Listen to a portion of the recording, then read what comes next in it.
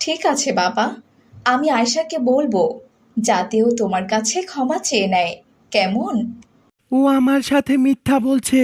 আগের বারও আমার সাথে এমন করেছে।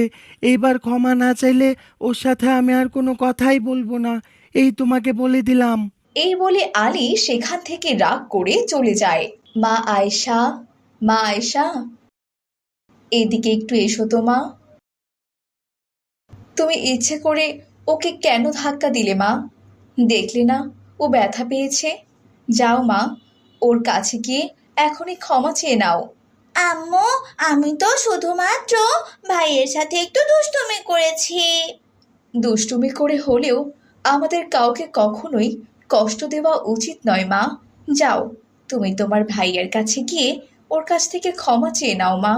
আচ্ছা আচ্ছা, আমি জান, ঠিক আছে, আমি কালকে ক্ষমা চেয়ে নিব। কেমন?